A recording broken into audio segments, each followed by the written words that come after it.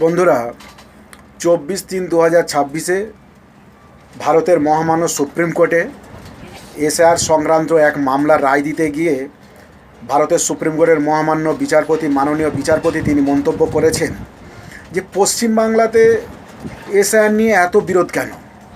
SR তো ভারতের সব রাজ্যেতে হচ্ছে। মাননীয় বিচারপতি মহাশয়, আপনার যুক্তি ঠিকই, আপনার যুক্তির সঙ্গে আমরাও কিন্তু একমত।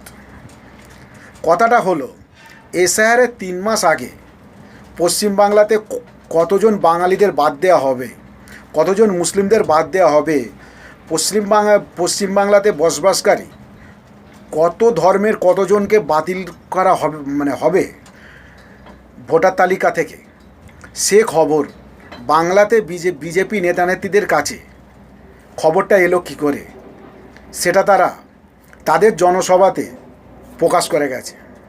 বিরোধ আমাদের এখানেই। পশ্চিমবাংলাতে ড্রাফট তালিকা প্রকাশ হওয়ার পরে যতজনকে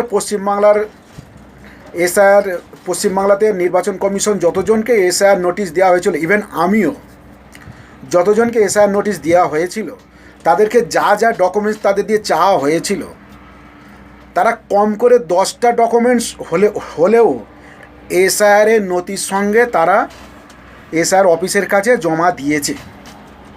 তাদের প্রত্যেকের বয়স খুব বেশি, আমার থেকেও বেশি। কারোর 82, 83, 70, 80, 104 বছরের মানুষরাও তাদের ডকুমেন্টস নিয়ে এসআইআর নোটিশ সঙ্গে স্টেপলার করে এসআইআর অফিসারের কাছে জমা দিয়েছে। তাহলে তাদের আন্ডার অ্যাডজুডিকেশনে রাখা হলো কেন?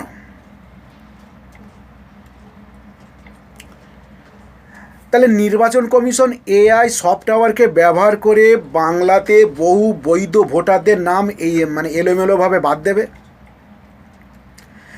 কোনো ব্যক্তির ইংরাজি নাম, মাননীয় বিচারপতি মহাশয় আপনি পুরোটা জানেন, কোনো ব্যক্তির ইংরাজিতে নাম টাইপ করে সেই নামটাকে যদি ইংরাজি থেকে বাংলাতে যদি ট্রান্সলেশন করা যায়, সমস্ত অক্ষরগুলো কিন্তু কেন এলোমেলো হয়ে যায়। তাহলে সেই এলোমেলো অক্ষরগুলোকে ওইভাবে রেখে নির্বাচন কমিশন প্রত্যেকের নামের ভুল ধরিয়েছেন, নামের বানান ভুল ধরিয়ে কিন্তু তাদের আবার এসআইআর নোটিশ দেওয়া হয়েছে। তারা পর্যাপ্ত তাদের নাম সংশোধন করে তাদের কাগজ কলম তারা এসআইআর নোটিশের সঙ্গে তারা জমা দিয়েছে। যখন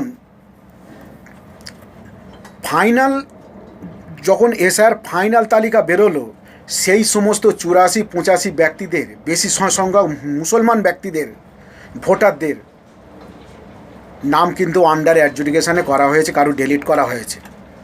মাননীয় বিচারপতি মহাশয়, এই সমস্ত ব্যক্তিদের বয়স 70, 80, 90, কারোর 104, এরা 60, 50, 60 বছর ধরে এই ভারতে ভোট দিয়ে এসেছেন। তারা একজন সক্রিয় ভোটার, সক্রিয় নাগরিক। তার নির্বাচন কমিশন এই এসআইআর একটা অসাংবিধানিক প্রক্রিয়া ব্যবহার করে যে এত পশ্চিমবাংলাতে বৈধ ভোটারদের বাতিল করার, এটা কি আইনত সম্মত? কিংবা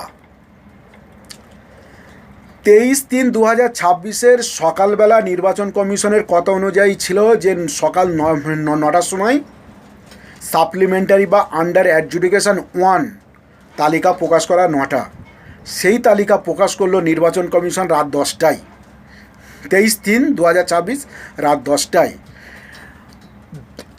এইটা আমাদের দুর্ভাগ্য। আজকের 27 তারিখ হয়ে গেল, 27/3/2026, আমরা এখনও সেই তালিকাটা নির্বাচন কমিশনের পোর্টাল থেকে আমরা ডাউনলোড করতে পারছি না। আমরা দেখতে পাচ্ছি না যে কে কে বাদ গেল, কার কার নাম উঠলো। মাননীয় বিচারপতি মহাশয়, এইটা কি নির্বাচন কমিশনের বেয়াদবি নয়? তাহলে এতেই কি এসআইআর বিরোধটা হওয়ার জন্য একটা স্বাভাবিক নয়? প্রথমত, নির্বাচন কমিশনের সম্পূর্ণ কজনকে বাতিল রাখবেন সে তালিকা বিজেপি নেতানেত্রীদের কাছে পশ্চিমবাংলায় 3 মাস আগে খবর আসা। আর 70, 80, 85 বছর লোকেদের এসআইআর নোটিশ ধরিয়ে দিয়ে তারা পর্যাপ্ত কাগজ জমা দেওয়া সত্ত্বেও তাদেরকে আন্ডার অ্যাডজুডিকেশনে রাখা, কিংবা এই ভোটার তালিকা সকালবেলা প্রকাশ করার কথা যেমন তেমন সে তালিকাটা প্রকাশ করলেন রাত 9টায়, তাও বা যে 27 তারিখ হয়ে গেল, আমরা কোনো সেটা ডাউনলোড করতে পাচ্ছি না। এইটাকে নির্বাচন কমিশনে বেয়াদবি না?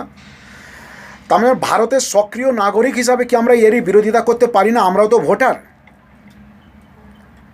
নির্বাচন কমিশন যে টাকাটা মানে মাইনে পান, সে টাকা তো নরেন্দ্র মোদী, অমিত শাহর বাবা তো এত সম্পত্তি মানে রেখে যায়নি যে নির্বাচন কমিশনকে বসিয়ে বসিয়ে মানে মানে মানে মানে বেতন দিতে পারে। সেই ট্যাক্সের টাকা আমরাও তো দিই, আমাদেরও টাকায় তো নির্বাচন কমিশন মানে বেতন তো পান। নির্বাচন কমিশনের কাছে পর্যাপ্ত লিখিত স্টাফ থাকা সত্ত্বেও কেন নির্বাচন কমিশন এআই সফটওয়্যারটাকে ব্যবহার করে?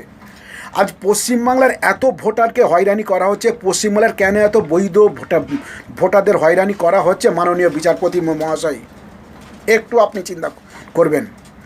আমরা এসআইয়ের বিরোধিতা কেন করছি? এই জন্যই করছি মাননীয় বিচারপতি মহাশয়, আপনি একটু ভেবে চিন্তে দেখবেন। আপনার কাছে আমাদের করজোরে অনুরোধ। আজকের এই এসআইয়ের এই যে আন্ডার জুডিকেশন আতঙ্ক নিয়ে অনেক 70, 80, 85 বছরের বৃদ্ধারা তারা হার্ট অ্যাটাক করে মারা গিয়েছেন, কেউ সুসাইড করেছেন। তাহলে এর দায় কার মাননীয় বিচারপতি মহাশয়? তাহলে এর দায় নির্বাচন কমিশনকে নিতে হবে না কেন? আমরা কি বৈধ ভোটার, বৈধ নাগরিক হিসাবে আমরা কি এর মানে এই এসআইয়ের বিরোধিতা করতে পারি না? নির্বাচন কমিশনের বিরোধিতা করতে পারি না? সম্প্রতি কেরালাতেই এসআইআর নির্বাচন কমিশনের প্যাডে বিজেপির স্টাম্প। আমরা কেন এটির বিরোধিতা করতে পারি না? নির্বাচন কমিশন একজন মানে নিরপেক্ষ, সে নিরপেক্ষ হয়ে কোথাও নরেন্দ্র মোদী, অমিত শাহর পক্ষপাতিত্ব করার স্বার্থে আজ বাংলাতে যে এতগুলো ভোটারদের বাতিল করা হয়েছে, কোটি কোটি ভোটারকে যে বাতিল করা হয়েছে, আমরা কি এর বিরোধিতা করতে পারি না? পশ্চিমবাংলাতে বিজেপি ক্ষমতা দখল করার চেষ্টা করছে, অনেকদিন থেকে তারা পেরে উঠছে না। তাহলে আমরা তো বলতে পারি যে নির্বাচন কমিশনকে নরেন্দ্র মোদী, অমিত শাহ কাজে লাগিয়ে বাংলার বৈধ ভোটারদের ভোট অধিকার হরণ করে তাদেরকে সেই সব বৈধ ভোটারকে বাদ করে দিয়ে নরেন্দ্র মোদীকে ক্ষমতা দেওয়ার পশ্চিমবাংলাতে চেষ্টা করছে নির্বাচন কমিশন। আমরা বলতে পারি মহাশয়, মাননীয় বিচারপতি মহাশয়, আপনার কাছে আমাদের এইটুকু অনুরোধ, নির্বাচন কমিশনকে নিরপেক্ষভাবে কাজ করতে বলুন এবং যতজন সক্রিয় ভোটারদের ভোটার তালিকা থেকে বাদ দেওয়া হয়েছে তাদের পুনরায় মহিমায় সেই সমস্ত 70-80 বছরের বৃদ্ধাদের ভোটার তালিকাতে সমহিমায় ফিরিয়ে আনা, তাদের ভোট অধিকারটা ফিরিয়ে দেওয়া, তারা যেন ভোট দিতে পারে সে ব্যবস্থা করে দেওয়া। এইটুকু আবেদন নির্বাচন মাননীয় বিচারপতি মহাশয় আপনার কাছে আমরা করলাম, যাতে 70-80 বছরের বৃদ্ধারা যাদেরকে নির্বাচন কমিশন আন্ডার অ্যাডজুডিকেশন করে ভোটটাকে বাতিল করেছে, সেই সমস্ত বৃদ্ধাদের ভোটটাকে আবার স্বমহিমায় ভোটার তালিকাতে অন্তর্ভুক্ত করা, এইটুখানি অনুরোধ করছি মাননীয় বিচারপতি মহাশয়। নমস্কার।